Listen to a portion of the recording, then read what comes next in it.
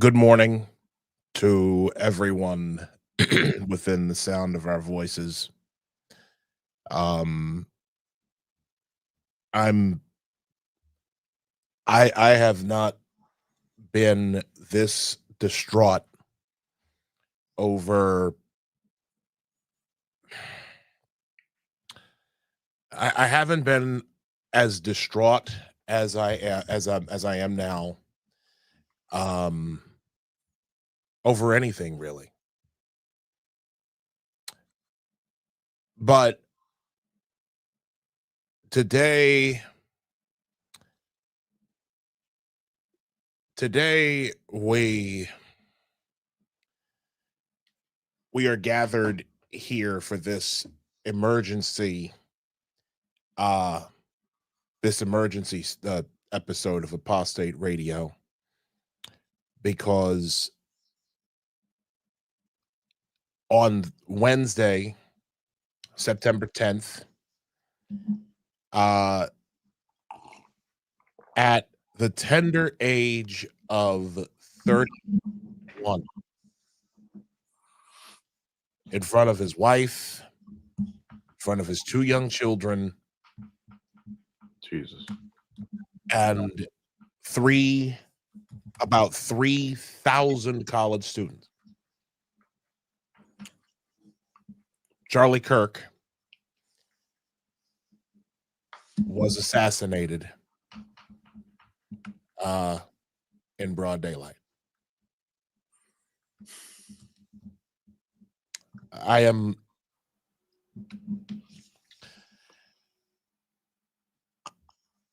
The feelings that I'm holding right now, because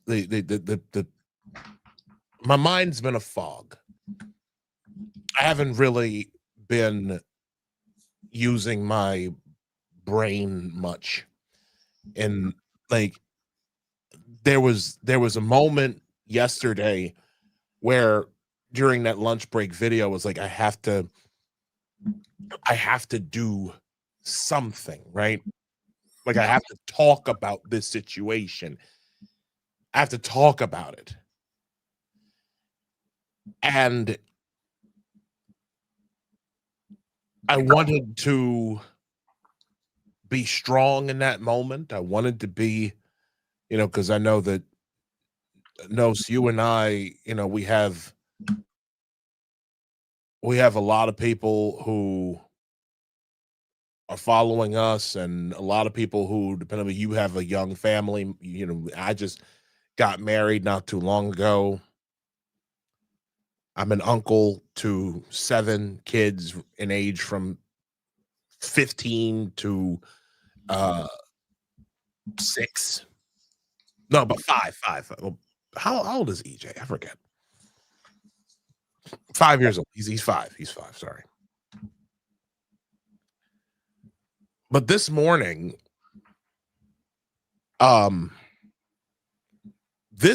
it actually sunk in that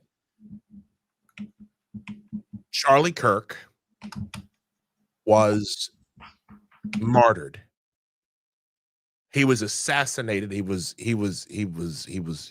taken from the world and silenced permanently.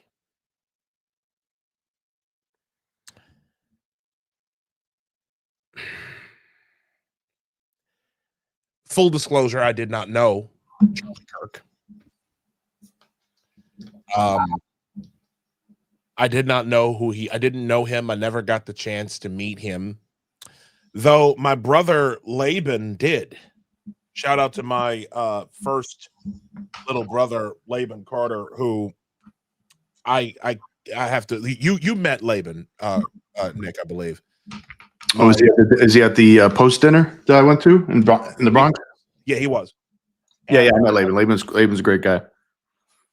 And Laban's distraught. Laban was distraught when he saw it. He called me yesterday.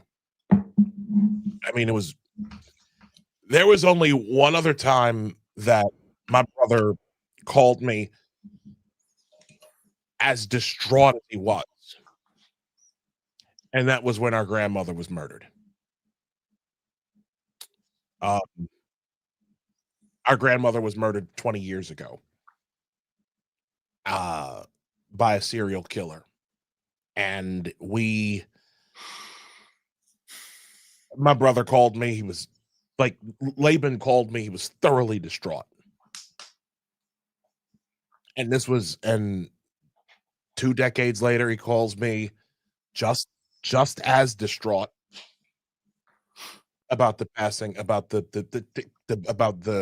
assassination of Charlie Kirk.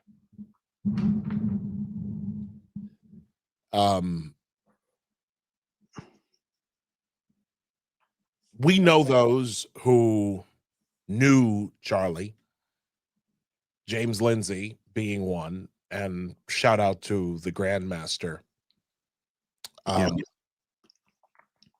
He ain't taking this well. He's not taking this well. You know, he wrote a brilliant piece, which I'll share later. But a lot of people who were in Charlie's orbit, Glenn Beck and Megyn Kelly in particular, the 2 people I can think of, I'm gonna find the clip of that, absolutely distraught as they announced his death. They announced that he had died.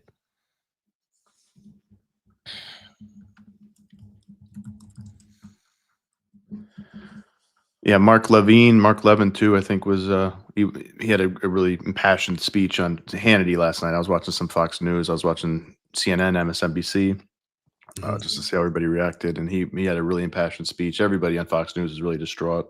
Scott Jennings had a great emotional segment on Jake Tapper's thing too. You could tell everybody, you know, he Charlie Kirk, I think, genuinely was affected everybody, at least in the conservative side of the movement. You know, everybody seemed to really care about him. That's what I'm getting out of this. Like, they're very, very impacted by it, and that shows how, I think, the quality of person that he was. Because if he wasn't, maybe a lot of people wouldn't have been quite as impacted by it. But it seems like everybody I've seen is like, I'm impacted by it. I never met Charlie Kirk, and I almost cried a couple times yesterday. I got immediately depressed. It was seeing the footage. Every time I saw the footage, and I watched the raw footage of it, was, you know, every time you see it, it's like your heart sinks. Yeah. And I know I've seen a lot of conservative people saying you shouldn't watch it. Ben Shapiro was talking about that, and I understand why. But this might be controversial to say, but I think everybody should watch it, you know, besides like his kids and stuff, because I think people need to see what happened. Like, because people see the news and they're like, oh, somebody got killed, somebody died. Like, it's just a thing that happens, like a natural thing that happens. Like, we hear that all the time. We get numb to it, right? People die, people got shot in mass shooters, people were murdered, people die from anything. But until you see it, I think it doesn't emotionally impact you quite as much. Everybody I showed a couple videos to, they immediately like, oh my God. Oh, and it's like, yeah, that's what happened. That's what somebody did. That's what somebody did to a man just for speaking, you know, saying his opinions, which I happen to think he's right about most things. And you can't even speak the truth, or at least your opinion, in public without worrying about some unhinged person deciding that you need to be shut up and you need a bullet in your neck. Even though you have a family, you have young children, a wife, even though millions of people love you and admire you, you got to go. And that's terrible. That's totally un-American. That's totally illiberal. These are not liberals who did this. I know they're probably on the left. They are not liberals. The left has become, many people on the left have become not liberals. They're not liberals anymore. I get tired of people calling them liberals, because they're not. If anything, liberals are on the conservative side, real liberals, classical liberals, people who believe in American values, people who believe in freedom of speech, freedom of press, freedom of religion, you know, the Bill of Rights, the Constitution. Those are liberals. Like, that's real liberalism. This is, our country's built on true classical liberalism, and so is most of the West, hopefully. The people in the UK censoring speech, the people in Germany censoring speech, in Europe, Canada, that's freezing bank accounts, stuff like that. That is not liberal. That is fascist. That's communist type shit. Literally, it's totalitarian. People who kill you for giving your opinion, for debating, live debating. Most of Charlie Kirk's show is him talking to leftists and liberals. Most of it, I think, right? It seems like at least half of it. He's giving them a platform to talk and give their opinions and state their case and debate, and people can decide, hey, maybe they're right. Maybe Charlie Kirk's got this wrong. That's a privilege to the left. That's a privilege, and it's good to have this conversation so people can decide, hear both sides of the story, decide what you think. That was a good thing, and they still had to kill him. How bad must your arguments be if you can't stand even hearing people who agree with you talking, and it's like, no, this guy has to go. Like, your arguments are that bad, you have to kill somebody. That's because unhinged. Well, this is how I see it. Okay, and I think I'm going to turn that down a little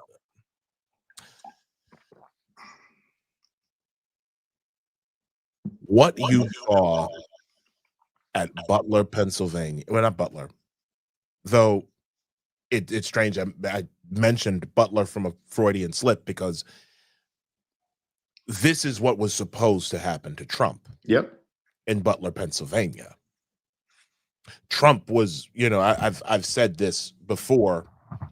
Trump was supposed to get head tapped on live television. Mm-hmm. What happened to Charlie Kirk is what these fucking communists were trying to do to Trump, what they almost did to Trump. And they've tried, and Paul, my friend Paul reminds me, he said, don't forget, these are the same types who tried to murder Posey Parker in New Zealand. Yeah. Exactly. Yeah. These are not liberals. These are, and Jordan fascists or communists. Yeah, and Jordan Bold said, I'll take it a step further. Remember when they came for Scalise in 2017, yep, when Congress had a baseball game? The writing has been on the wall for these people. Yes, absolutely. And they have the balls to call conservatives fascists. You have a guy right now, you have a guy on CNN saying that Republicans, Nate Burleson earlier today on CBS was saying something about how Republicans need to tone down the violence. You know what that is? That's an abuse response. Gaslighting, man. That's exactly what that right there is how an abuser talks. Yep.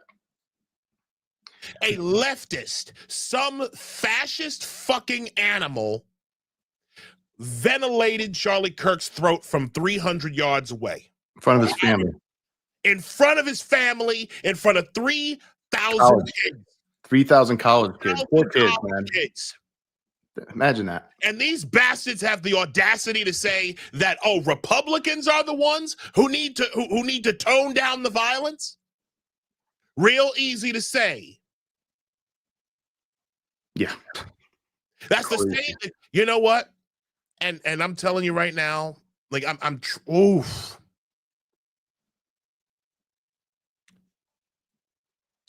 You can tell that the demons out here, the true demons, the powers that run this world. Like, matter of fact, before I go any further, I need to read that. I need to read that for a second. Matter of fact, I'll pull it up on the screen. Because honestly, matter of fact, I'm going to show you right now. I'm going to show you why Charlie got murdered. Why Charlie got assassinated. I'm about to show you. Let me just pull up the share screen here, because this is just, I'm going to show you exactly why Charlie got taken out yesterday. Here's why. This is a clip of him. This is a clip of him from a podcast not too long ago. Okay. And this is This right here is why he was taken out. So the answer is, your question you asked me is, yes, before I go on a college campus, my prayer is very simple. God, use me for your will. Amen. Because there's a plan above us all. God is sovereign above all. And the capacity and ability of our agency or action is very debatable. So what is God's plan when I go on a college campus? I just believe I will only tell truth. I will not compromise, and I'll love on the lost. How does your heart feel when people ask you about war and they ask you about the struggles of man, but then if you're knowledgeable about the gospel, you read that it says it shall happen? Like, what does it do something to your heart knowing that you want to stand and make a difference, but then you read the gospel and you're like, well, I don't know what to do, because it says this has to be done for the prophecy to be fulfilled. So like, are we going to be able to make a difference, or is this a spiritual war that we're just here on this ride? I believe it depends on what God's will is for your life. But here, the answer is I don't know. And I don't really care for the answer. All I care about is what I do. And what I do is I fight. And I know what God calls of us. So the specific teachings of Christ is go make disciples of all nations. I'm trying my best to do that. And I'm trying to do it first in this nation, because this nation impacts every other nation on the planet. You cannot impact the world without impacting America, period. That's the way that God has designed the universe in this particular being, that as America goes, the world goes. Jesus called us to love children. Jesus called us to tell truth. Jesus called us to contest in the public square for his purposes. That is, wait, what? Hold on. So I care about what God thinks of me. It's a very important distinction, though, because it is tempting when you see the acts and the miracles of God, both in your life and in the scriptures. And this is Dennis Prager who has said this. I always try to give attribution where it's due, to look at God as a celestial butler, to say, God, I could really use an extra bonus at work. Can you please make that work? My current belief, and I think it's the right way of looking, is I'm far more interested in what God wants of me than what I want from God. Mm-hmm. And that right there is why Charlie was assassinated.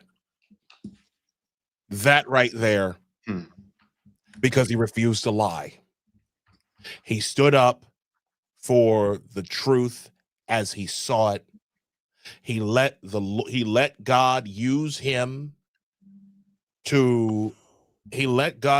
according to his purposes. And I know, and I'm gonna bring our good friend up in a second. Josh is here, the Jacob Urofsky professor of disaffection.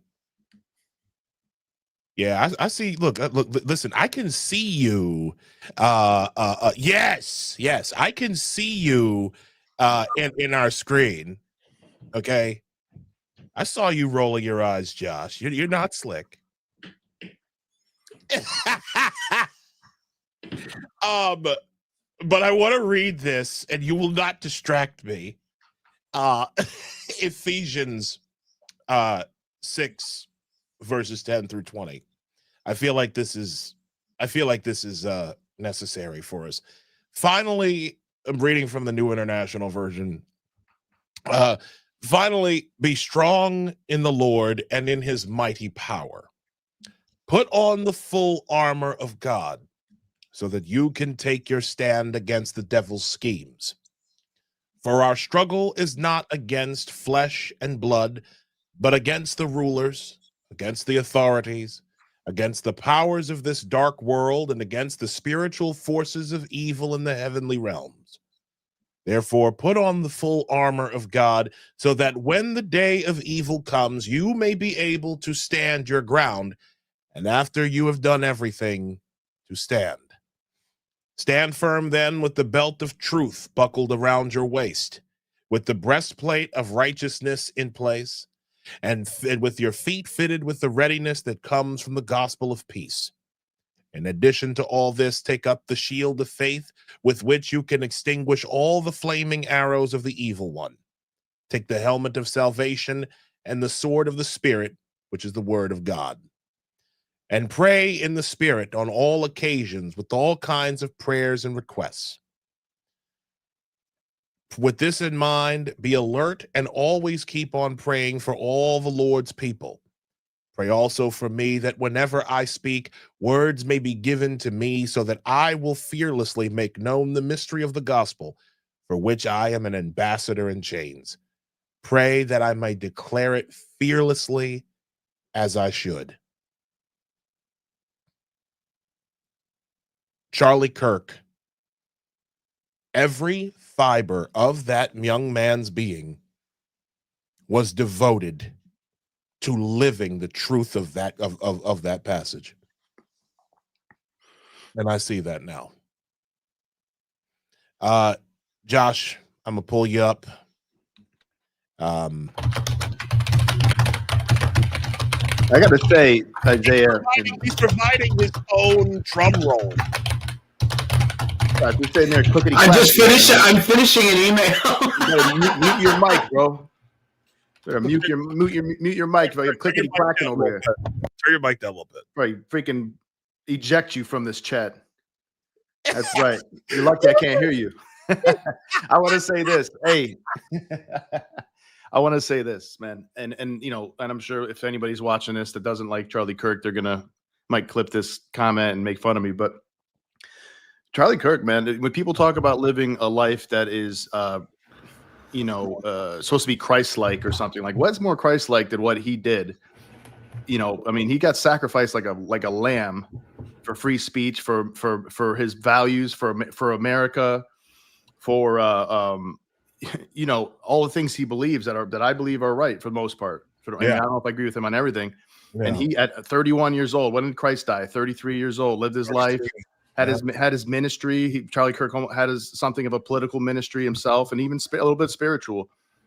Made a huge impact on the world, a really positive impact, just like Christ. And he got, sacrificed like a lamb, savagely by his enemies. Yeah, just like Christ. And I'm not saying he's Jesus or something like that, but that he was in that mold. He lived the Christ-like life. He was in the mold of Saint Stephen.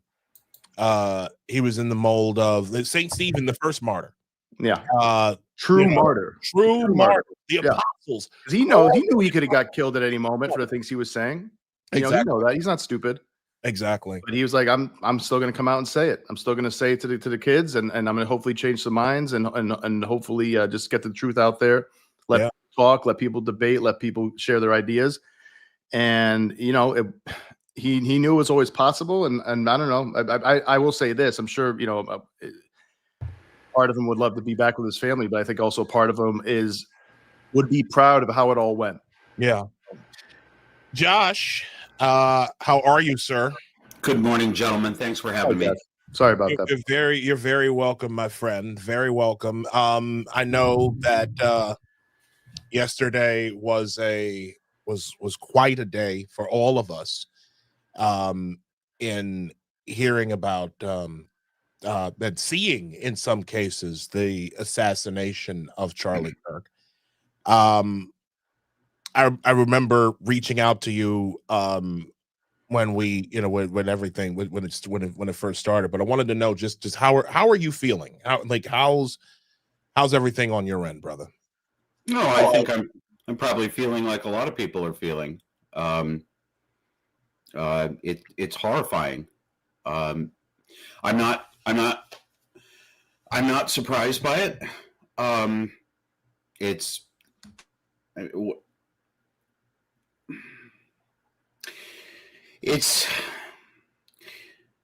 reminds me of conversations that I've had. And forgive me, I'm not going to sound like some Glurgy Psychology Today article. Forgive me, everybody, for talking about my therapist, but he's actually based in the real world, and has actual useful real world things to say. I've had many conversations with him over the years where I've said things like, when are enough people going to see what's in front of us? And I say that as somebody who spent most of his life not seeing the truth. I was on the left. I was a wokey. Yeah. I was living in lies for the first 40 years of my life.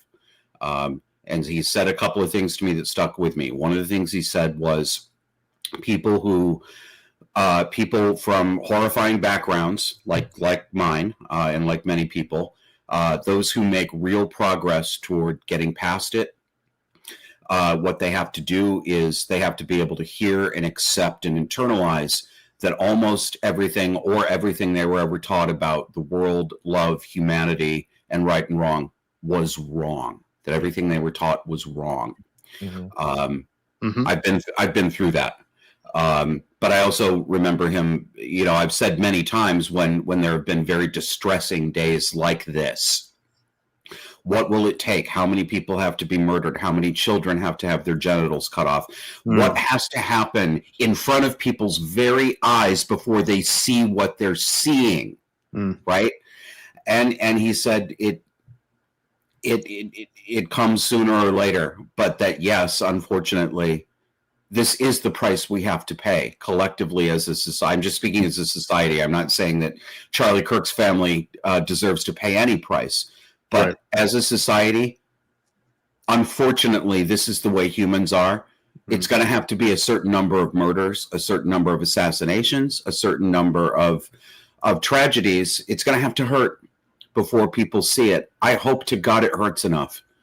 Yeah. I hope to God it does, that enough people see it, because we are, I don't know what you guys think, and it's only 24 hours out, and I may change my mind and go back and say I was thinking of this too emotionally, but it really seems to me like we are already in the beginning stages of something like a civil war.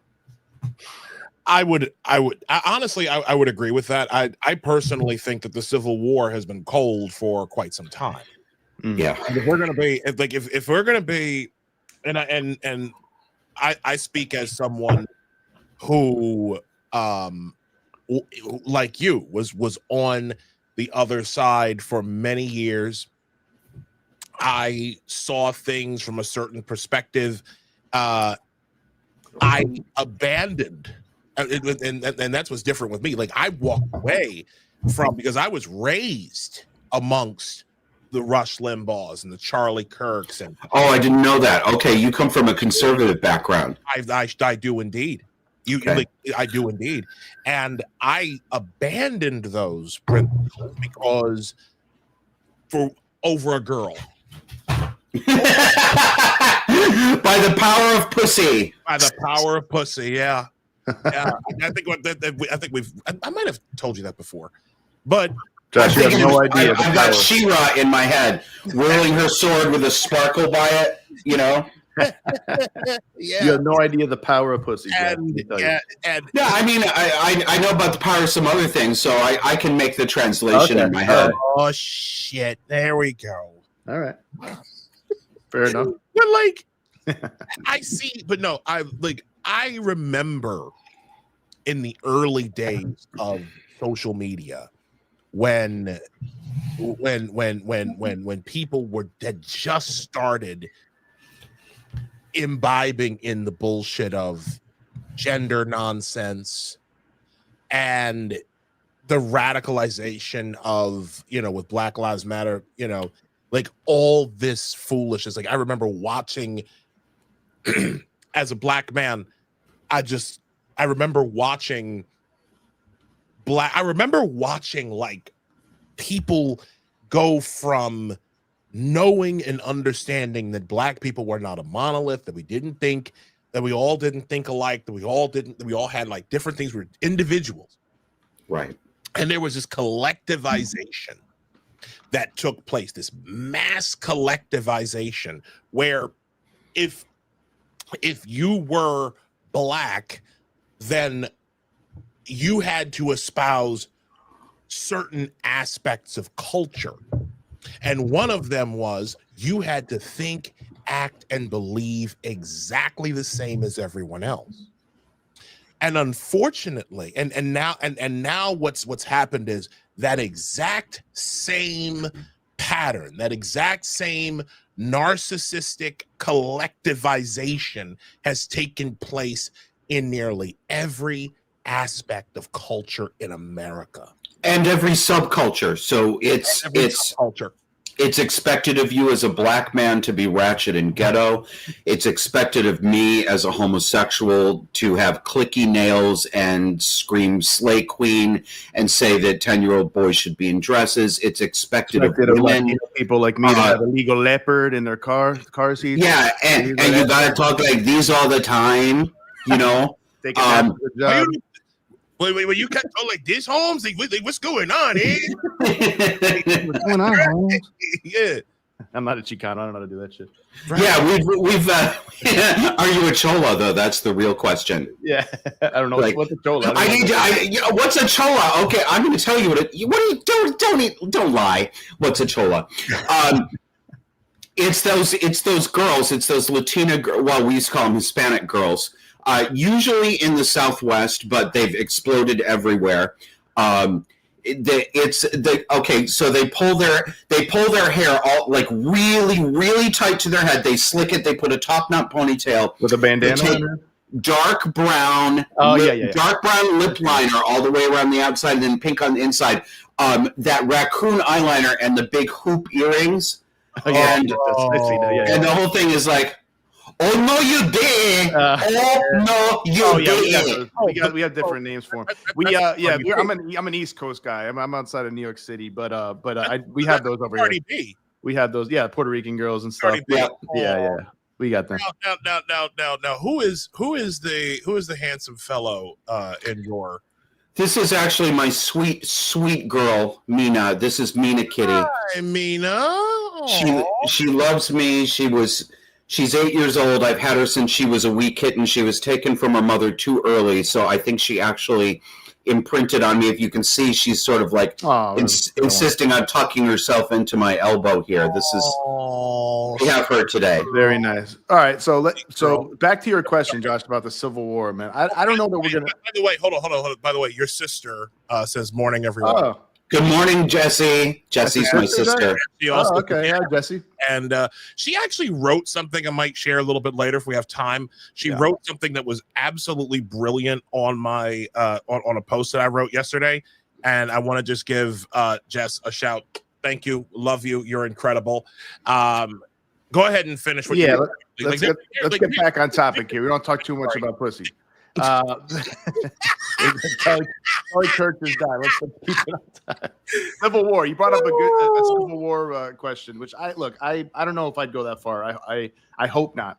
I think conservatives right now need to maintain the moral high ground. I think we and people, not just conservative people, moderate people. There's probably plenty. I bet you what happened yesterday. If people saw the video, probably made a lot of people move a little bit to the right or a lot to the right because they're just like, well, I can't be part of that. I can't be supporting that. And that's one of the good things that come out of this, like this horrible tragedy. So I think we have to continue to have the moral high ground. We shouldn't resort to violence. I think we do need to resort to what like things like Chris Rufo is doing, and people are like institutionally got to destroy and remove the DEI stuff, remove the transgender stuff. Everything. That's all got to go. I think we got to be real militant about that in a nonviolent, illegal way. Stop funding it. Get rid of those people. Shame that stuff because it's toxic. It's cancerous in our society. We have to get rid of it all. It's mutilating kids. It's making, like you say, making kids cut off their balls and their dick and their breasts and sterilizing them. It's making them so deranged. You're not addressing the actual underlying mental illness. And instead, you're making them even more mentally ill, even more deranged, even more ostracized in society. And then they do things like this. Like I heard a rumor. I think what's his name? Crowder was saying it might have been another trans person. I don't know if that's true. Yeah. We'll see. We know that. It wouldn't be a surprise. It would not be a surprise whatsoever. I think what's it been like some of the last like 7 mass shooters or something like that. The last couple of years, recent years have all been trans or non-binary. Like most of them. You know, and the media tries to bury it. And if I can interject this, because I think this is really important. I want to keep everybody. Now I'm putting on stern teacher mode. I want to keep everybody on the same page of the goddamn syllabus. Okay, this is the example. I'm tired of hearing people talk about how trans people have comorbid mental illnesses. No, The trans is a symptom of the mental illness. Right. There's no state of transness that's just a normal way of being. That is the mental. It's not the base. It is a symptom. Yes. Just as or manifestation of it. And it's a symptom of what? Cluster B personality disorders. Yeah. Which sounds medical to people, but I don't see them as medical. I see them as moral. These are moral character disorders. They're not, well, I have a brain problem, or I don't have enough. It's not diabetes. It's not about your pancreas not regulating blood sugar. There's no organ in your brain that's making you be evil. This is about the mind. It's moral character. Right. The trans ideology, not everybody is the same, but in general,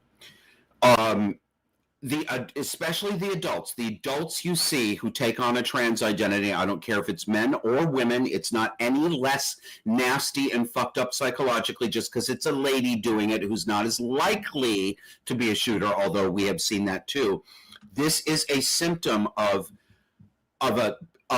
borderline, meaning emotionally unstable identity, profound narcissism, and psychopathy, absolutely conscience-free behavior that sees and treats other people as objects and instruments. And what do you do with objects that no longer serve your purpose or that get in your way? You destroy them. You kill them. You take them to the city dump. We are seeing exactly what many people who know this have seen, and that I've been banging on for almost 5 years on my show. This is the narcissist psychopath society. It's become normalized. We have an entire political wing of this country. I don't care what the nice leftists want to say. This is your party. If you don't disavow this, it is reflecting you. Absolutely. And I want to just double down on that a little bit, because I've watched this take place over the years, and I'm still very emotional about all this. I've got a larger heart about this than I realized. Ladies and gentlemen, in the martyrdom of Charlie Kirk, it should be absolutely crystal clear, beyond any shadow of a doubt, that the bullets, the violence, the rhetoric always comes from one direction. It always comes from one direction. And anytime you hear someone on machine state media, whenever they say that Republicans are the ones who need to tone down the volume, okay, please understand that's gaslighting. You are being told that you are raising the volume, that you are raising the temperature for reacting to what one of those motherfuckers did. Yes. It is no different. It's a reversal. It is a reversal. It is Darvo. Yep. It is reversal.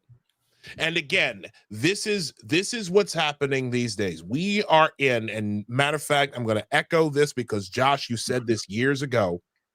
We are in an abusive relationship with our government.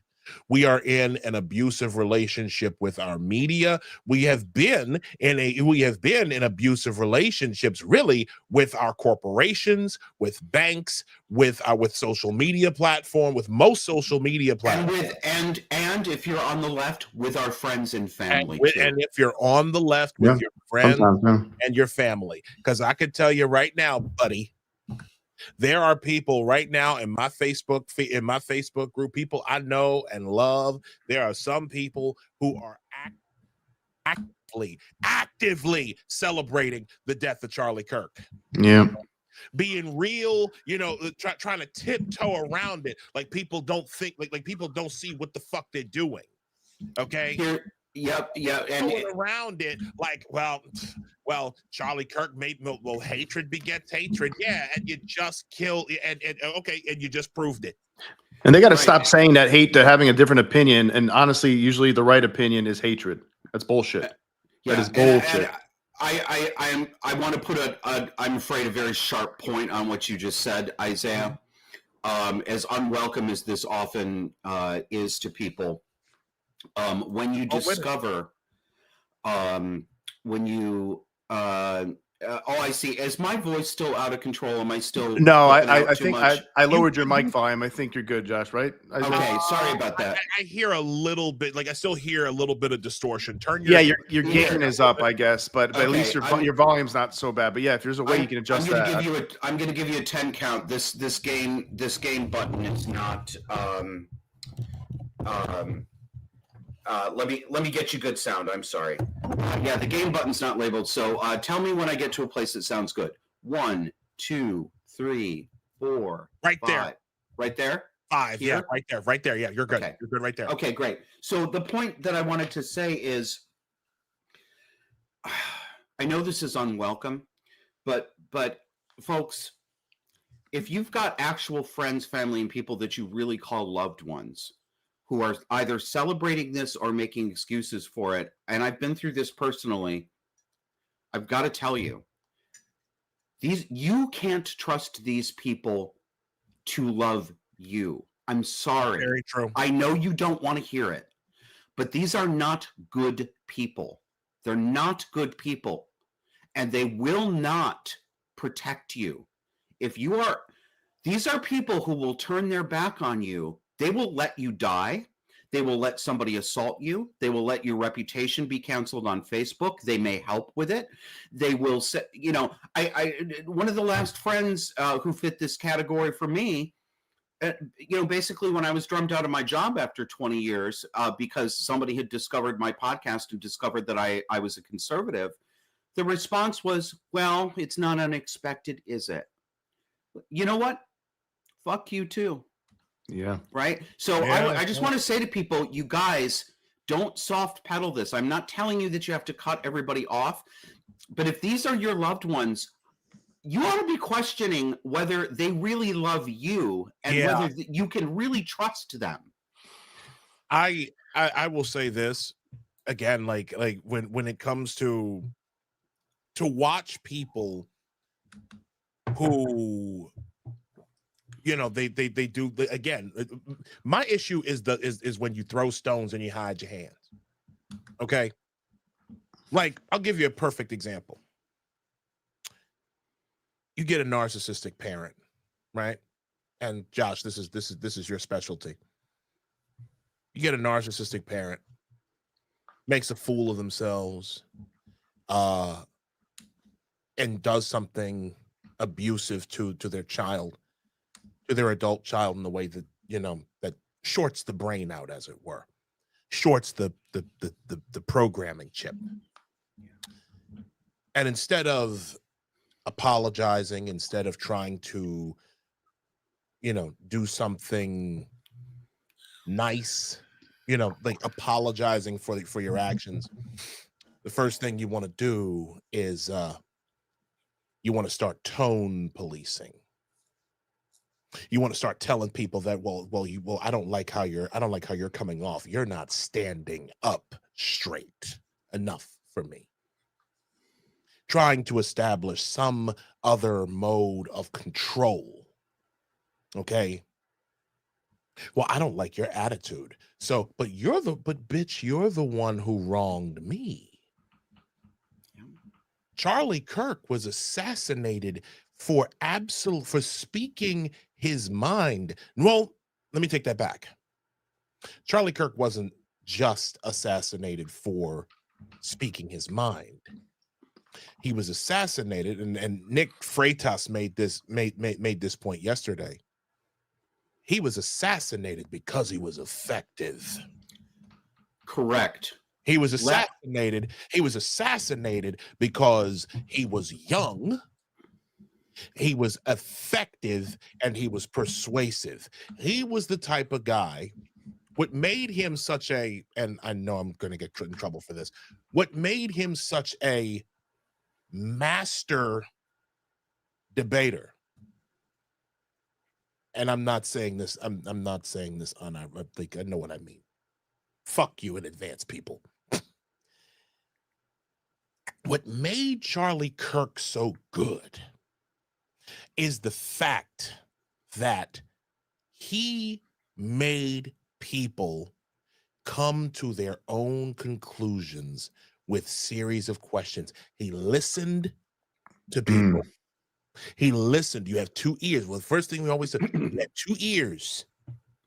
And he listened to people. He understood their arguments. He heard them, and then he turned them back onto them.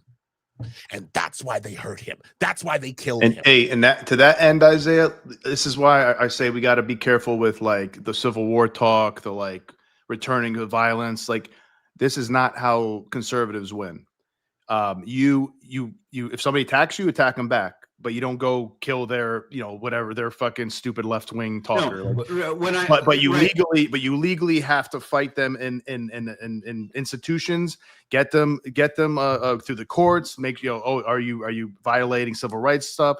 Are you going after children? Keep on sharing awareness about the gender medicine bullshit, all that stuff. That's how you change minds. And what happened, what the left did here, or whoever did it, is really going to hurt their cause. But if somebody from the right kills somebody from the left, like some Joy Reid or some shit, somebody like that, it's going to go right back. Boom. Yeah, The right is crazy. They were right the whole time. They're fascists. So you let them destroy themselves, and you do it legally with reason, and you're going to gain. They're going to be out of power for a long time, and that's what we need. We need them out of power for a long time until we able to clean things, reset things, go back to common sense, go back to virtues, go back to science, like real shit. Yep. Yeah, I want to make sure that it's clear and understandable to people that when I use phrases like civil war, what do you mean? I am not endorsing vengeance, violence. I'm not saying, well, because they killed one of ours, we go kill one of them. I'm not an immoral psychopath. I'm not a tribal warlord. That's not what that means. Yeah. But I will take a little bit of issue. It's semantics. We're talking this out right now. We're probably we're going to get closer to what each one of us means. Right, and emotions are high and everything. Yes. The what I would take issue with is, no, it's not reason that is going to get us back here. This is one of my big problems with. There's a supporter of my show, a guy who. He's in our Discord. He offers a lot of commentary, a lot of really good commentary. He has a term for people that he calls fire extinguishers. These are the people who come along and say, shush, shush, shush, don't use that tone. Don't sink to their level. Your anger is making you ineffective. They want to tamp it down, tamp it down, tamp it down. No, the answer is no. Because we are not going to reason people back to a place of reason. We're not. The left is out of their minds. And I'm not saying that metaphorically. I mean it literally. They are literally functionally insane right now. And what we need is force. Legal force, jail force, forcible arrest. You're in handcuffs. You are deprived of your liberty. You are not getting out of prison. You are fired from your job. You are not working for the government.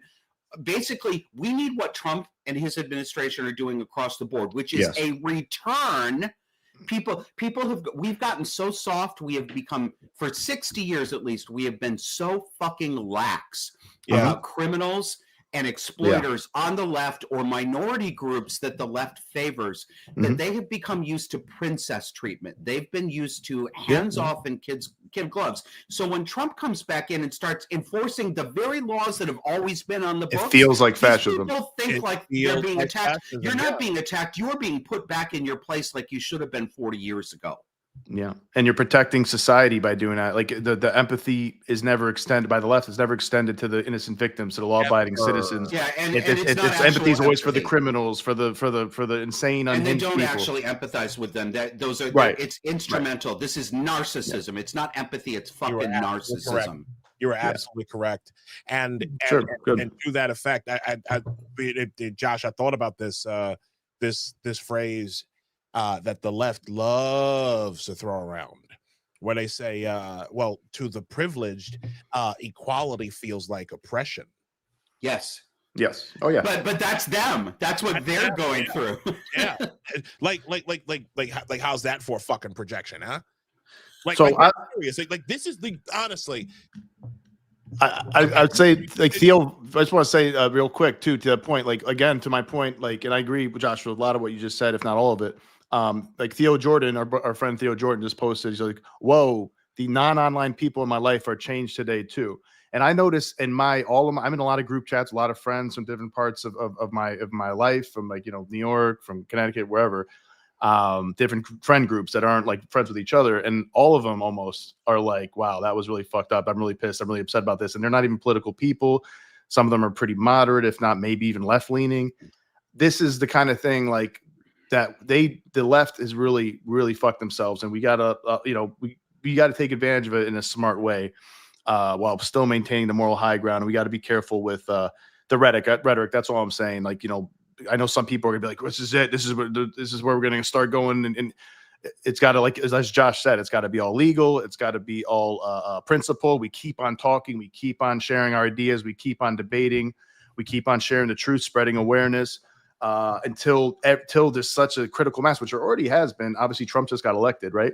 There's such a critical mass where they're like, I don't give a shit who the Republicans put out in 4 years. We're going to vote for them again. And we might even do it again in another 4 years, which we need to do because the institutions need to be deloused yes. by this cancerous ideology. It has to be. And we have to do it legally, because if people start doing it in a way like, all right, we're going to get our guns and we're going to start killing people, they're going to fall right back into place. We might see a Democrat president in 4 years or 2 years.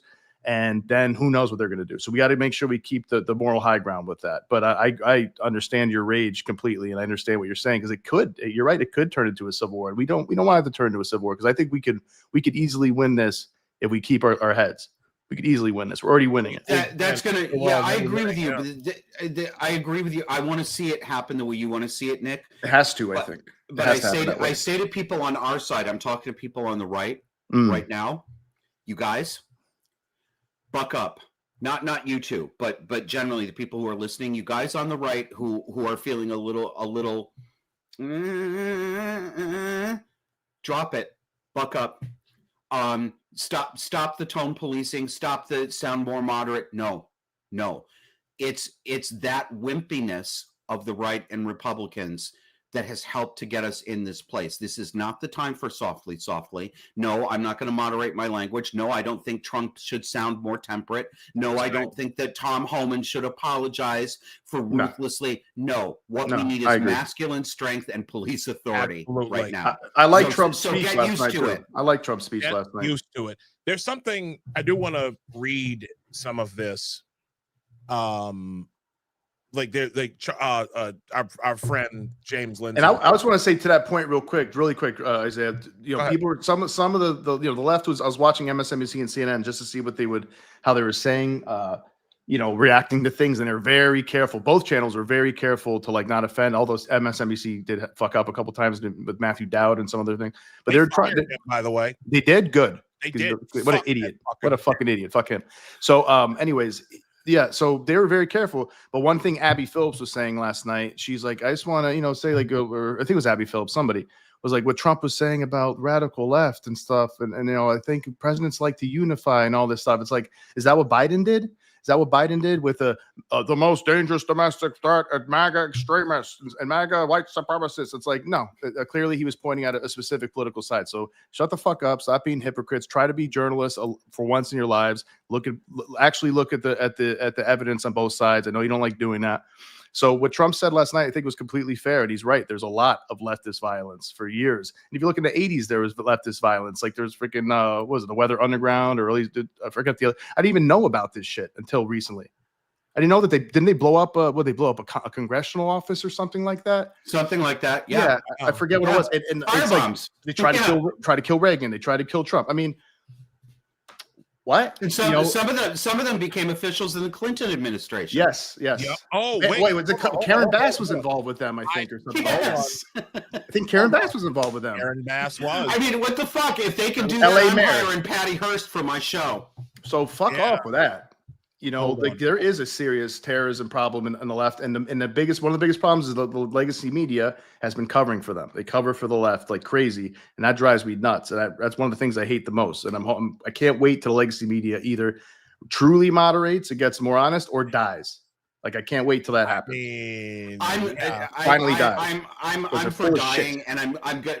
Remember, my career used to be counseling people on how to arrange funerals, so I can be helpful to the left. If they would like to pre-plan the funeral of MSNBC, I can help them get a great deal on a beautiful cemetery plot. Fuck those propaganda networks, man. They really are. So God, someone, so I'm trying to find this piece where a guy documented all of the political violence over the last 60 years, 50 Yeah, 60 that's good. That's a good thing to bring up. It is all from the left. Republicans are not the ones. Again, I want to make this perfectly clear. Republicans are not the ones who started they are not the ones out here committing acts of violence. It has always, and up until this point, it might always be. It will always be the left. Someone made this point a while ago that the left, the main reason why all this violence comes from the left is because leftism is where all the aggrieved people go. Correct. Anybody who believes they are oppressed, people who believe that they have been wronged constantly by a system, by family, by reality itself. Okay, people who don't want to. You will not reflect my lies back onto me, so therefore I am oppressed. When you call me a woman, when you call me a man, when I require you to call me a woman, when I wanted to rule over things, but I wanted everyone else. I wanted to just control everyone. I didn't want to actually work for anything. I wanted to manipulate and influence people to do what I wanted them to do. I'm just going to take away when you defeat my arguments. These people truly believe that. Again, this is why the left is full of ungrateful, ungrateful, narcissistic people, self-indulgent, lazy people who want nothing more than the greatest things in life, but they don't want to work for them. Very entitled. And then they go and hedonistic people, yeah. When they're very hedonistic, very self-indulgent, lazy. They don't want to work for anything. And so what you saw imagine being so lazy to the point where you can't even argue your fucking points. When as soon as you run out of, you say things, you make your points, you make your little punk ass arguments, you can't argue them. You run out of excuses, so you grabbed a gun.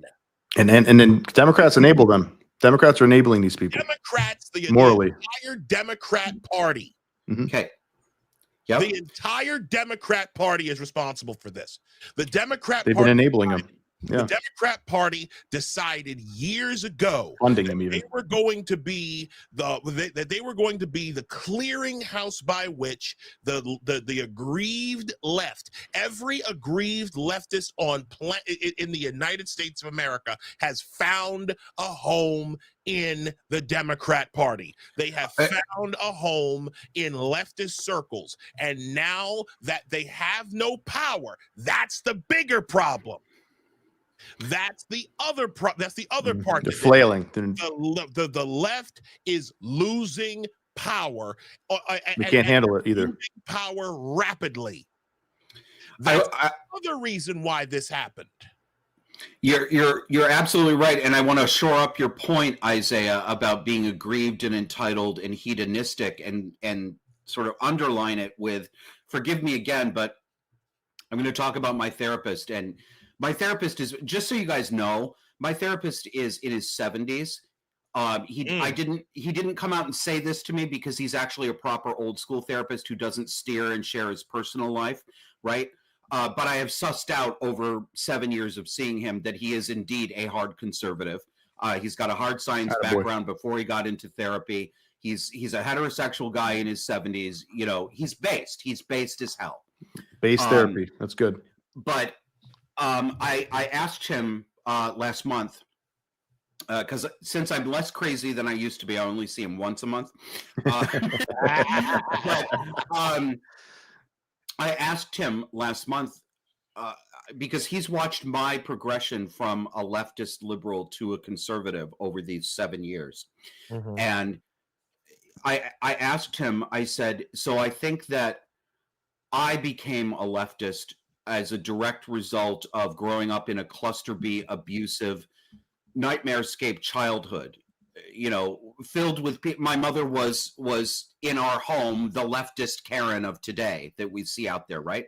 So I said, so I'm sure that my political and cultural attitude, the fact that I wanted to be a victim, that I blamed everything on homophobia, that the whole world hated me and we needed to take the rich people down, I'm certain that I became a leftist because of my experience in the home, which was a home of resentment and moral reversals and entitlement. So I said, in your experience, in your clinical experience over the years, do most people who come from homes like I came from, do they end up being leftists? And he said, almost every single one of them. That is the outcome.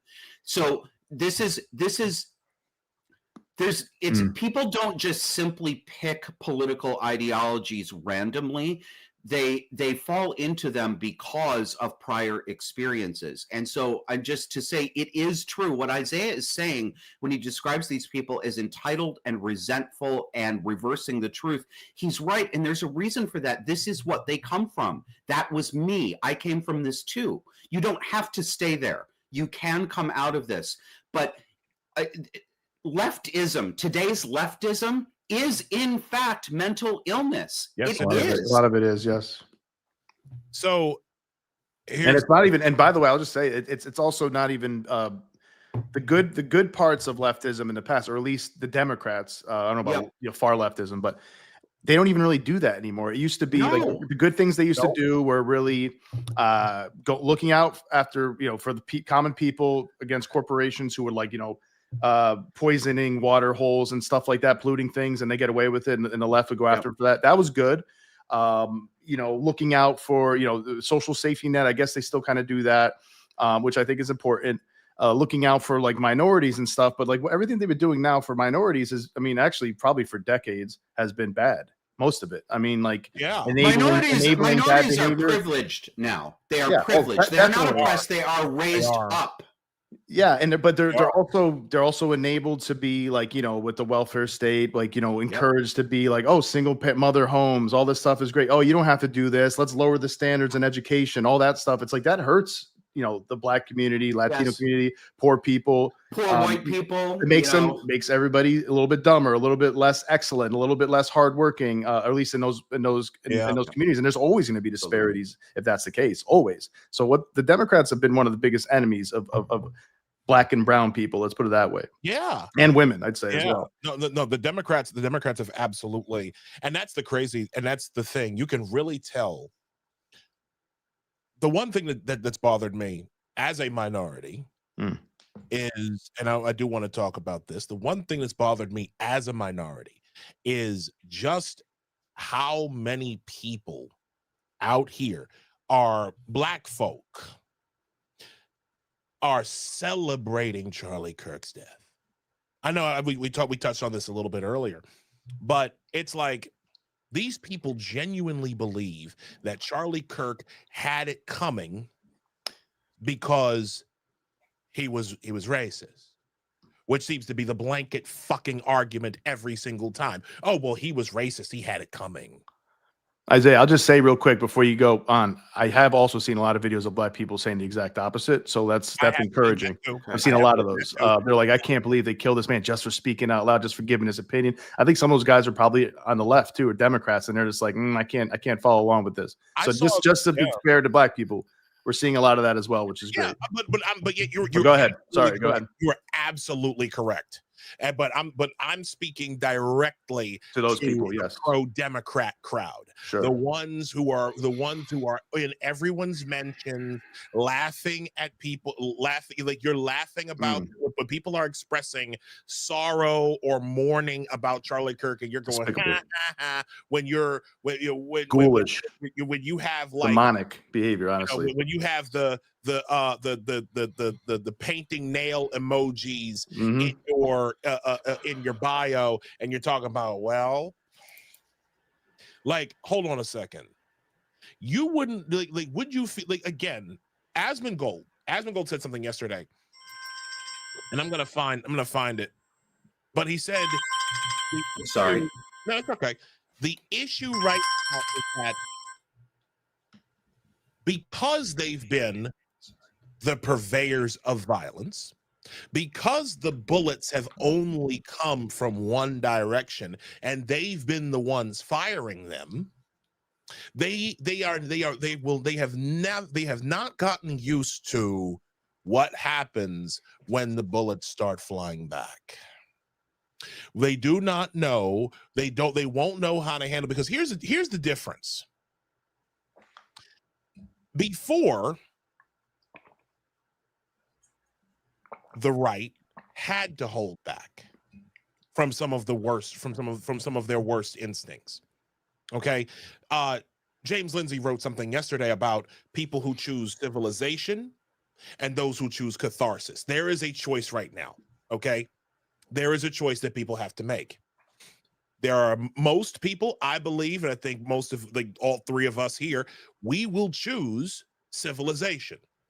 We will choose to go after. We will support and defend the going after of people within our institutions. We will support the purge and the arrest of communists within our government, within our institutions. We want that. And I support. And by the way, for all my moderate talking, I support fully the most brutal form of the death penalty for what happened for Charlie. Yes.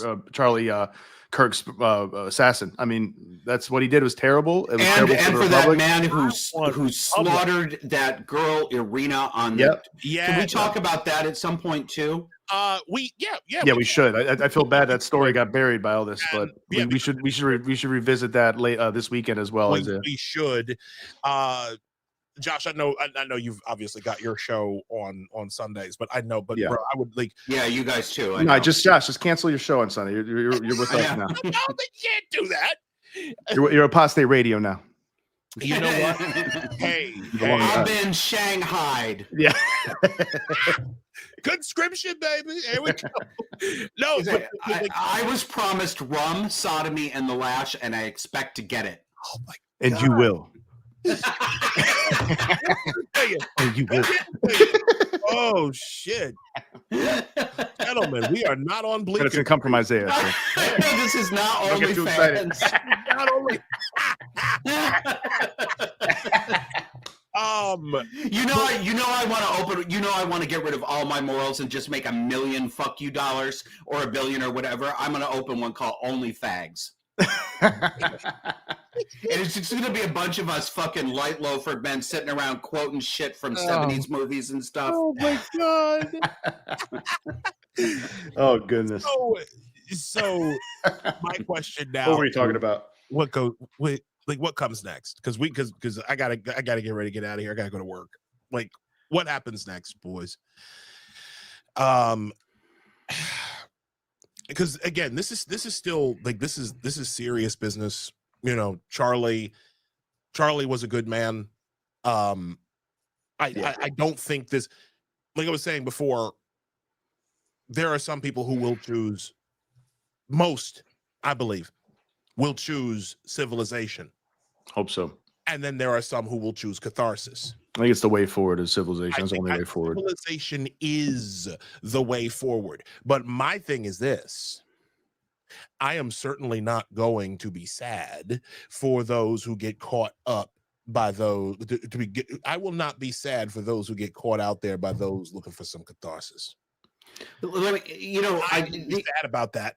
I mean, I'm going to be sad by the blowback. That's the thing, because then it's moral equivalency from the media, from all the talking heads. Are going to be like, see what we were fighting against, and it's going to be blown. Like the Charlie Kirk thing's going to be buried under the rug. No, it's not. And here's why I say that, because no one can forget that these people, whatever happens right now, is a reaction to what they did. Okay. And the biggest problem that I have, and I'm saying this as someone who I am pro-civilization. Okay.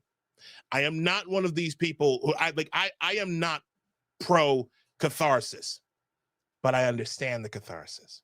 I understand that if somebody takes a bat to a fucking leftist, I'm certainly not going to be like, I'm not going to be like, oh my God, no.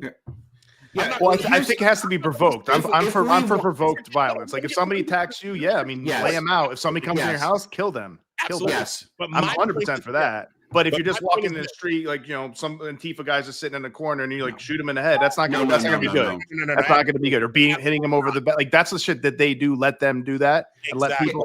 Arrest them and give them the full. But hold on a second. But let people see that, and then more people will move to the right, and that's what you want. You want political will. You want civilization. You don't want to lose the moral high ground. The point that I want to make is this. That's key. Everyone knows now. Again, oh God, I lost my train of thought. I am pro-civilization, but I'm not going to be sorry for those who get caught out there by those who are pro-catharsis. Because again, there might, because even pro-civilization, even those within the pro-civilization crowd, are we gonna get some catharsis out of using the powers within these institutions? That's fair. Some of these motherfuckers. That's the way. That's the only way to do it, man. That's what has to happen. And this is what I would say to, you know, the catharsis versus civilization point that James Lindsay made. And I differ with him on some of these things. I agree with him on others, but I have some pretty significant differences. Although I think at bottom morally, you know, we're aiming at the same thing. Mm-hmm. I think that the people like James and the people who hold his point of view, if they want, and if we want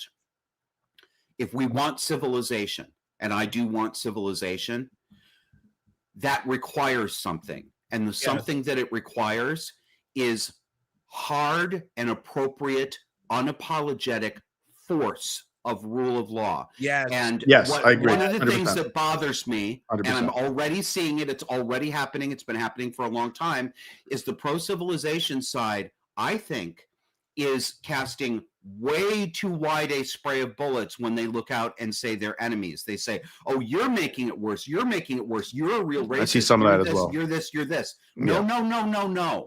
No. If the pro-civilization side will not allow those of us righteously and justifiably angry to express our anger without tone policing, and if they are going to look at every harsh action like sending out the National Guard, if they're going to say, no, that's catharsis, then we ain't going to have civilization, because this is not going to be a parlor talk that gets us past this point. We have got to use force as well. I agree with that. Yeah. Institutional force, legal force. Then there's going to be more catharsis, because people like me will get fed up at a certain point and say, you're not fucking doing anything either. And no, I'm not saying I'm going to go out and do retributive justice. Well, people who are unhinged will as well. Be serious about this. Yeah, people on the fringes of the right will do something, and we got to avoid that. I really hope they don't, because it really will set us back.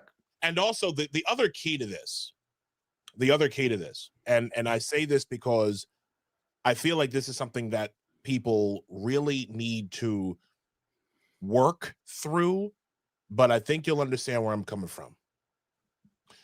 We got to stop worrying about being the villains in some of these people. You got to stop caring about being the villains in some of these people's stories.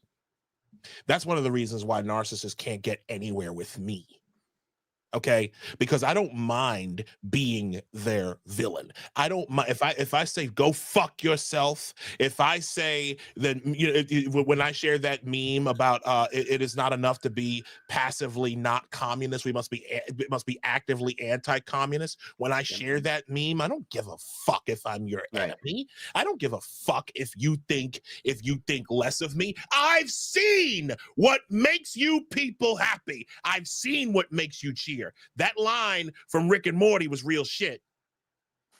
I don't give a fuck if you boo me, you fucking leftist. I've seen what makes you cheer. I've seen what you support. You supported, you loved, you cheered when Charlie Kirk got his throat ripped open. You cheered when Donald Trump was shot. You cheered when Donald Trump was You shot. regretted that he didn't get killed. Yeah. You were like, oh, I saw that. Then you said maybe he staged his own fucking attempted assassination. You psychopathic ghouls. I saw that too. It was the fact that it was such a such a short step from being on the side of transgender for everybody, being, you know, all this Gnostic dog shit that we've had to deal with, all this commie dog shit. Y'all went from safe legal. This is the progression, the progression of evil the Democrats have been on. Safe, legal, rare became abortion on demand. Became I celebrate my abortions and you will celebrate them with me. Exactly. I celebrate exactly what he said. Like they're like you would think that they're hanging fetuses, like they're hanging fetuses around their fucking necks. That's Christmas how tree. People like a fucking that's how evil these people have become. And again, I'm not going to sit here and dehumanize, right? Like, I'm not going to say that these aren't human beings. I'm not going to sit here and say that they're not that they're somehow not human. But what I am going to say is that evil must be opposed. Evil must be opposed, and evil must be opposed, as Josh said, forcefully. As forcefully, as legally, and as humanly and legally possible. And so what I'm going to do, what we're going to do here on Apostate Radio, and I think I can, well, I don't want to speak for Nick, but I you know, he's a grown ass man. I mean, you see that fucking beard. Sexy. We are going to speak harder. We are going to talk more. Yes, my co-host looks like a fucking lumberjack. That's why he's always in the woods. He put on a flannel shirt. He looked like he's gonna attend bar at some fucking bar in Bushwick, you know. But yeah, love me in Bushwick. Let me tell you, man. Yeah, they're gonna love you at the Eagle in Lower Manhattan too. The Eagle, they already do. The Eagle it's the Eagle. There, every city used to have a gay bar called the Eagle. Oh, yeah, they want to. I'm sure they want to get their talons in me. Let me tell you. Oh my God! But the point I'm trying to make is, we are going to be men like us. We are going to be the villain in someone's story. We might as well just embrace it. Yeah, and yes, and this is what I want to say to our people too. People of goodwill, people of good faith. Mm-hmm. Whether you call yourself a conservative or a libertarian or a centrist or even a Democrat, people of goodwill who oppose this too. You people who are on our side, generally, you must not make Isaiah the villain. The left is already doing that. So when an Isaiah puts out a meme about pushing communists out the helicopter, you on our side, stop the shushing. Stop the saying, you're making it worse. You're making it happen. You're making no, he's not. You are. So don't be the enemy of us too. They've already made us the villains.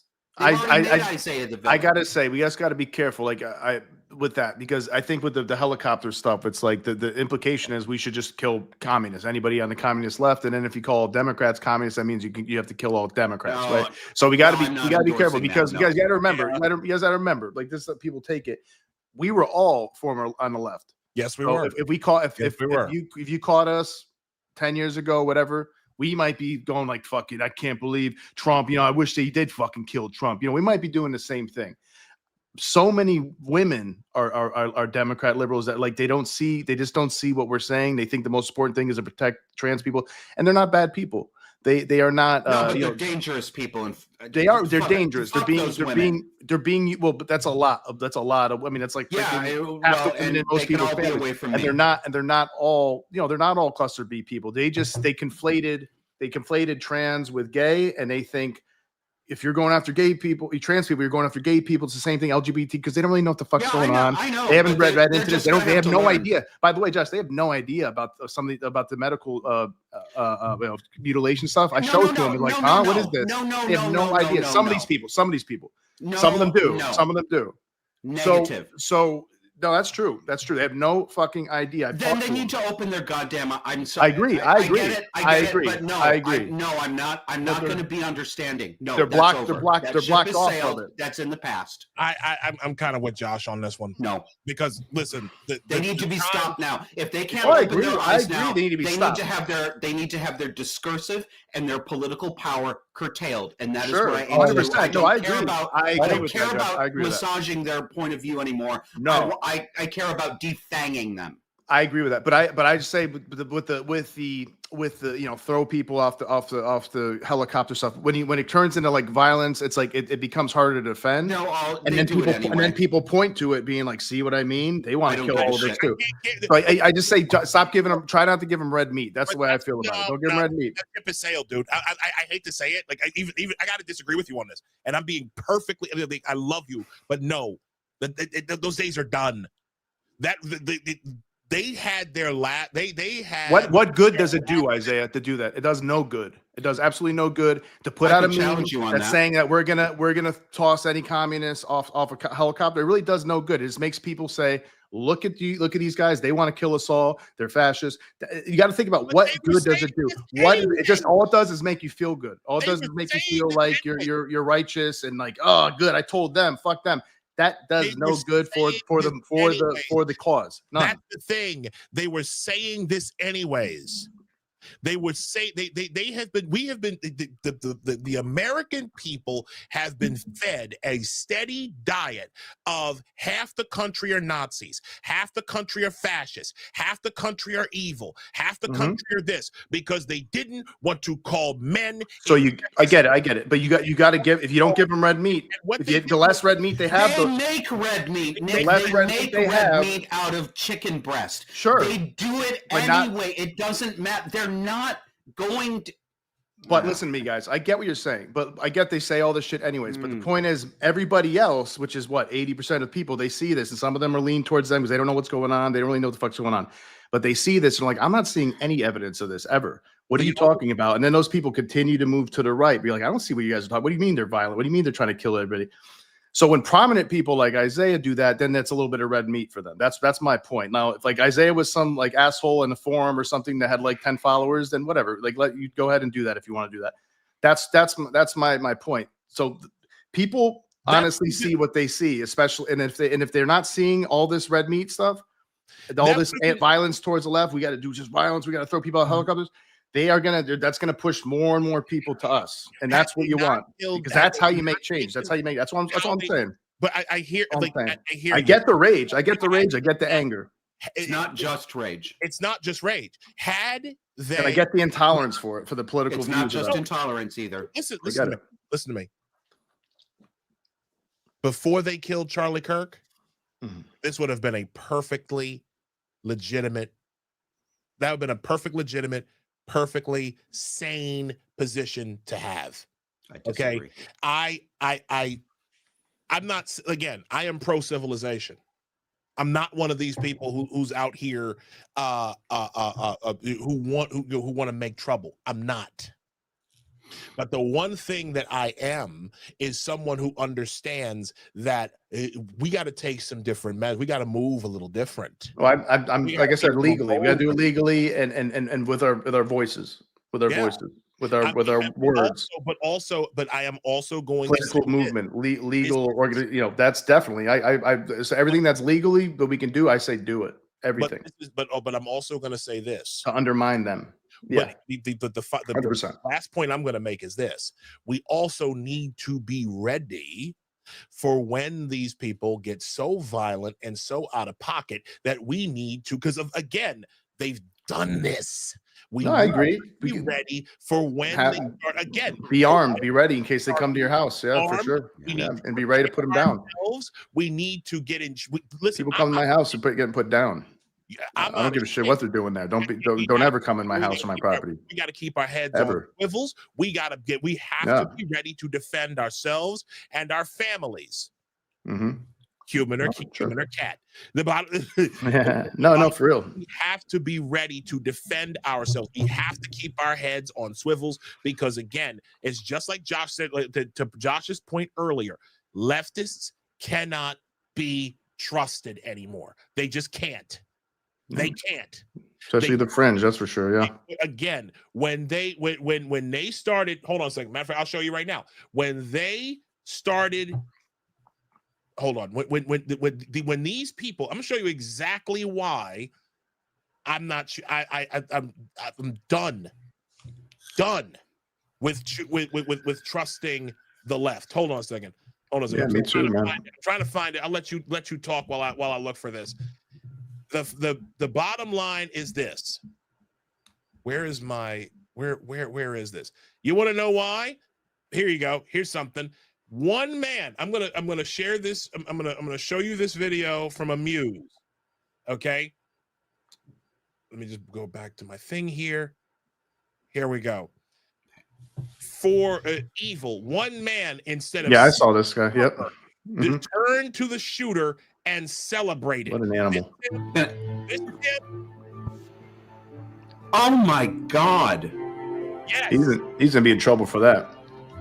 This is why you cannot trust the left. That's crazy. This here is why you cannot trust the left. Yeah, he'll pay for that, believe me. Will he? He'll regret that shit. Oh yeah, he'll one way or another. He's probably gonna lose his job, and then they'll probably identify him. They're probably gonna harass him for the rest of his life, and he might get his ass kicked or killed. You never I wouldn't be surprised. That was a stupid move by him. He got caught on video. Caught in 4K. And look, I don't feel bad. Like to your points, guys, if something happens to him, I don't feel bad about it because that's really disgusting. And people are gonna react in a aggressive way, most likely, about that. And whoops, shouldn't have done it, man. Matter of fact, I'll give you. That's pretty demonic, honestly. Here's something else. From End Wokeness. Okay, he posted this video a while ago. I would have killed Charlie myself. Yeah. These people walk on the left. They could be your neighbors, teachers, colleagues. You should be aware. Look at those. Some of them are. Listen, I'm talking to the audience right now.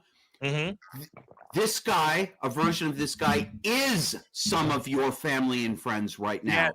Yes. You know he is. And if you know that, don't lie to yourself. Even if you won't admit it in public in front of other people, don't lie to yourself. He will see you dead, even if he's your own cousin. And here we go. I'm gonna let it play. Do you support his death? I do. You support his death? Fuck Charlie Kirk. You support Charlie Kirk being killed? Yes, I do. On the day he died, you're here at a vigil for Charlie Kirk, and you support his death. Do you support a Nazi? No, I don't support a Nazi. Charlie Kirk wasn't a Nazi. You support his shooter? What a moron. You support Charlie Kirk's shooter? He does all favors. Would you shoot somebody like Charlie Kirk? I would have killed him myself. You would have killed him yourself. Okay. You have a job here in Seattle? Nope. That's why you cannot trust the left. That's why you can't. But you can't. Hey, by the way, you can't conflate them with every single person who. Nobody's conflating them with every Democrats. single Just person. be That's careful not with what's that. happening. Just That's saying. not, Just saying. see, that's like with love, Nick. That's the fire extinguisher. That's the shushing. But it's true, right? The It's true, right? Right now is conflating that guy with every single person on the left. We're being to be doing clear. that. To be clear, yes. Okay. But yeah, people like that are fucking. I work with people At best, extremely misguided. At worst, they are fucking deranged by the devil, in my opinion. Like I work with people like that. I know some people like that too. I walk through town with people like this every fucking And day. I don't live trust in them. Montpelier, To your- Vermont. I don't trust people like that. You could say what these guys said on Main Street, two miles from my door here on Main Street, little Victorian village, Montpelier, Vermont. You can say exactly what he said with a megaphone on the street, and people will clap or walk by with a smile on their face. This is considered normal, morally acceptable speech. Here in New York City. It's disgusting.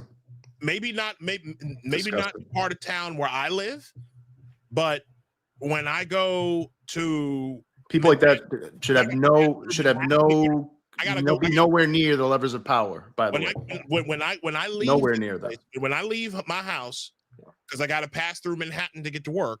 Okay, I am almost certain that there's going to be somebody in at the train station somewhere. Somebody is going to mention something in passing about this. Okay.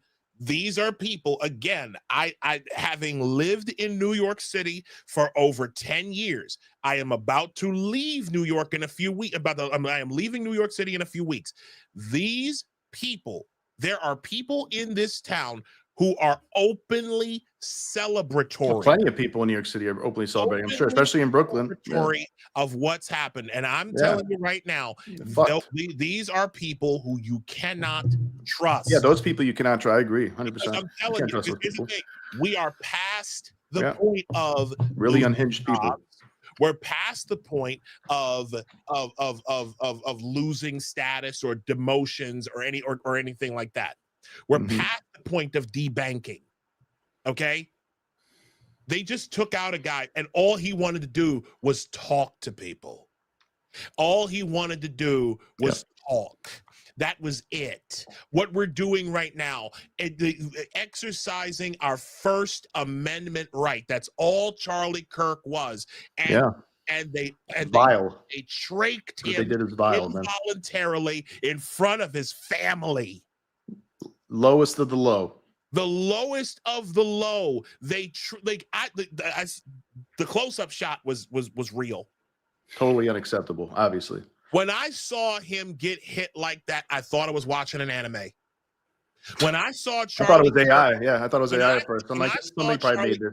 Get hit in his jugular vein, or I don't know if that was his vein or his artery. I think it was his carotid artery. Carotid. He was dead on impact. As soon as that bullet hit him, he there was no way. But to see him get hit like that, I've watched anime where the violence is exaggerated. That was real. Exactly what that looked like. That was real, Josh. And I said it earlier in the show. I don't know if you heard it. I don't know if you agree, but I heard some conservative people, especially people who are his friends, and I totally understand where they're coming from, saying don't pass that video around, don't share it, don't look at it. I disagree. I think everybody needs to see that ship has sailed. That's well, not I think everybody operative. needs to see. I think everybody needs to see what happened because everything's in the abstract when you hear in the news. Oh, guy was killed, guy was assassinated. We're gonna stop the video. I'll tell you what, and I can't know this, but I'm pretty damn confident that Charlie would say this for himself too.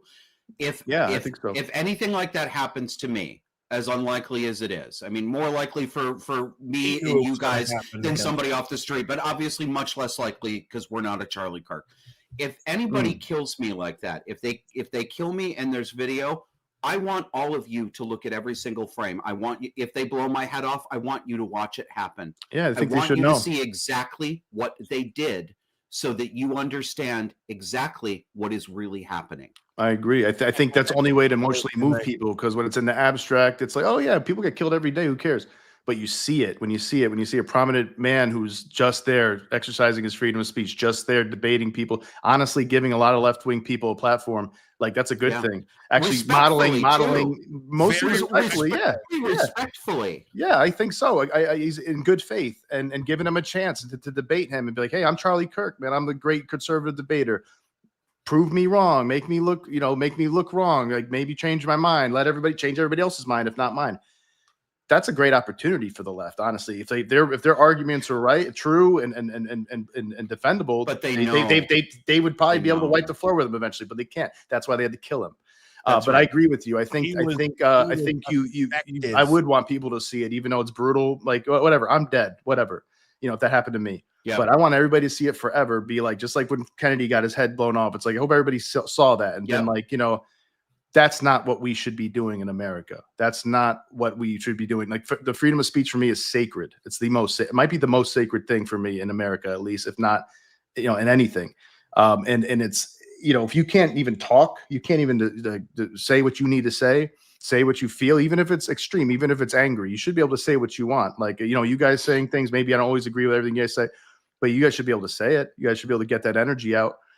That's a big part of what stops violence, is like letting people get that energy out, getting their point of view out. Like everybody gets pissed, everybody gets extreme. You get pissed at your significant others and like say things you don't mean and things like that. But it helps get that energy out, the negative energy out. He was killed for that. Like that's not free speech. Killing people is not free speech. That's bullshit. Well, and that's cowardly and it's satanic. It's evil. It is to do that. Supremely evil. And I hope the left pays for that for a long time politically. They must. And I hope the killer gets the chair or whatever, the firing squad. It is my firm belief. And on camera, I think you should get it too. I want everybody to see this shit. It is my firm belief. It is my firm belief that after the actions of after the assassination of Charlie Kirk yesterday, the Democrat Party must never be allowed to hold office on the national level ever again.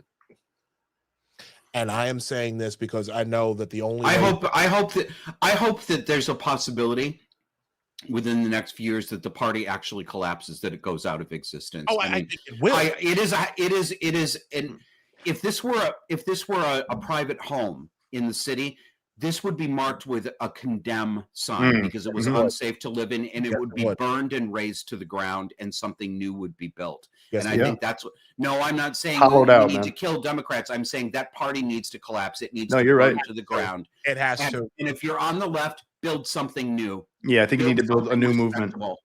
The Democrats have destroyed themselves in the last 15 years, especially. You are infested, Democrats, with vampires. This is literally the plot of Stephen King's Salem's Lot, a small town that looks normal on the surface, that has antique shops and restaurants and a car dealership and all this stuff, and all going on right under everybody's noses. The vampires are literally infesting. They're living under the floorboards in the darkness under people's houses. They've taken over abandoned properties, and all of a sudden people start dying, and everyone's acting like everyone sort of suspects something weird is going on because their friends are dying in hospital, but how are they losing all their blood? I know it's a vampire story, it's supernatural, but it's a perfect metaphor. You are infested with vampires, and that town, Jerusalem's Lot, was burned and abandoned. In that universe, that's what has to happen here. You have got to drag the vampires out into the sunlight. You have and then to. Salt the earth. I would say real quick, I think somebody to rebuild something that the Democrats were supposed to represent, at least somebody like Evan Barker, some of the stuff she puts out for another way to go about it. Some of it goes back to the old way the Democrats used to be, where they're looking out for the middle class, working class, the poor, being more economically minded, things like that, without being Marxist and far left, and definitely not focused on fucking gender indoctrination of kids and racial tribalism and that horseshit. Something like that is something that they should maybe look at. I would look at some of Evan Barker's ideas. I think she's a former Democrat. She's got a lot of good moderate ideas, because I think you're right, Josh. The Democrat Party might be beyond repair. Honestly, it's like you said, it's like a house that's been eaten away by nature, decays of nature, termites, whatever gets on wood, moss, and fungus, and all that shit. It needs to be condemned. It's disgusting. And especially now, because everybody realized like the reactions that I'm seeing. Oh, by the way, Isaiah, too, just to say to that point, the Congress yesterday too. I mean, when they couldn't even give Charlie Kirk a moment of silence, these fucking assholes. They couldn't even. That was Jasmine Crockett. Yeah, that idiot. I don't know if you heard, like her. That was Jasmine Crockett's voice. That bitch got up, was like screaming, "No, no!" About I want to snatch her fucking wig off. That stupid fucking bitch. Snatch that weave. But think about this, guys.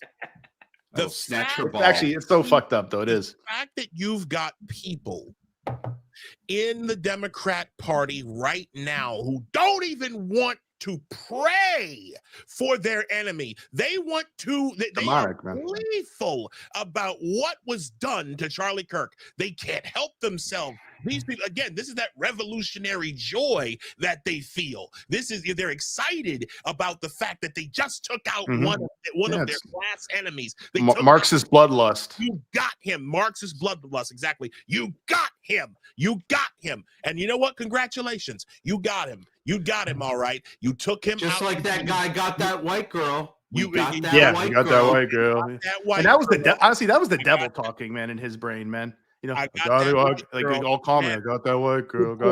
That's just the devil, man. Honestly, and that's the devil bubbling up. I think in these leftists that celebrate this shit. That is the devil bubbling up in them, man. I really do believe that. Gentlemen, I got to cut this short because I do have to. I do have. What a talk! I think it was a good. To go to work. Thanks, guys. Good conversation. I got a little intense, but I appreciate you guys, man. No, listen. I think we all want the best. We do. We love our country. We love our families. Yep. We are individuals who have great respect for each other. Even though I tease you about being a doppelganger of Jason Stanley, it's okay. It bounces off me because I'm more handsome than he is. I don't care what you say.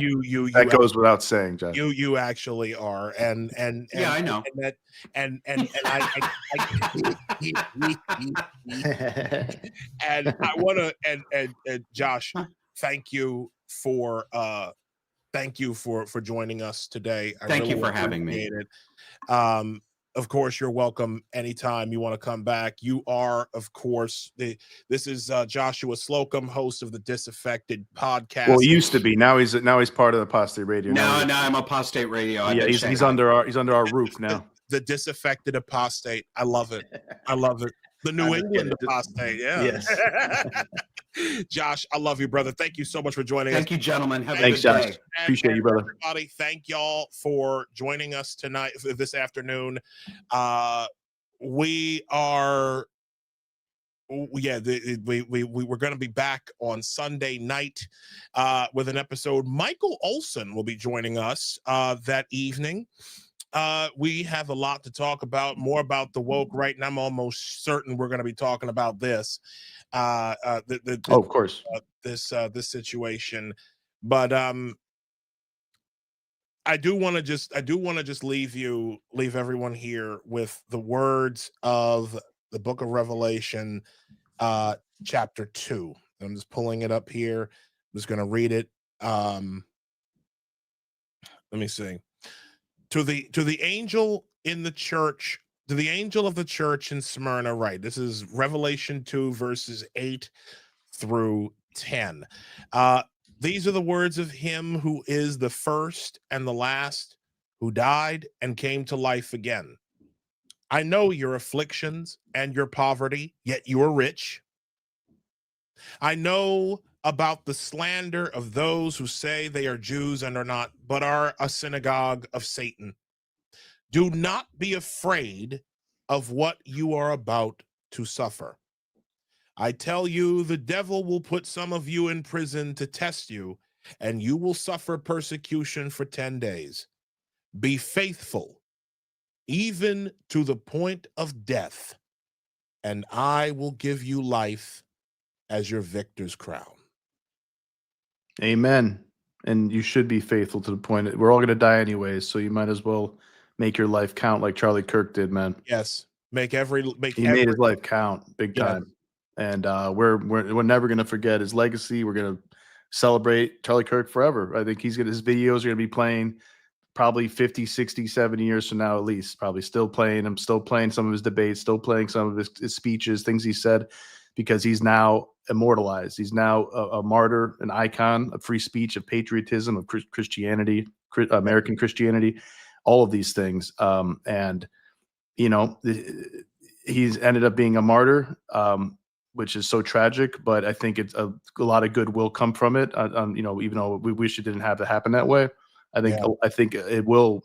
His soul and his spirit and his legacy is going to drape over America and empower not just America, the West, actually, and empower the patriots and everybody's country and people who really give a shit about Western culture to to fight the fight they need to fight, and the good fight, and to save our civilization, which has been rotting from termites. They're eating at it. Yes, indeed. Thank you all for joining us this afternoon. Rest in peace, Charlie Kirk, man. And prayers, thoughts and prayers and love to his family and his friends and everybody. Yes. Thoughts so and much love to you guys. He's a great man. And Lord, we thank you for such a wonderful man. We pray that you would go before that you would be a comfort to his family, a comfort to his friends. We thank you for all of these things. In Jesus' name, amen. We thank you all for joining us. Have a great day, everybody. Please make it a great day. And we will see you on Sunday.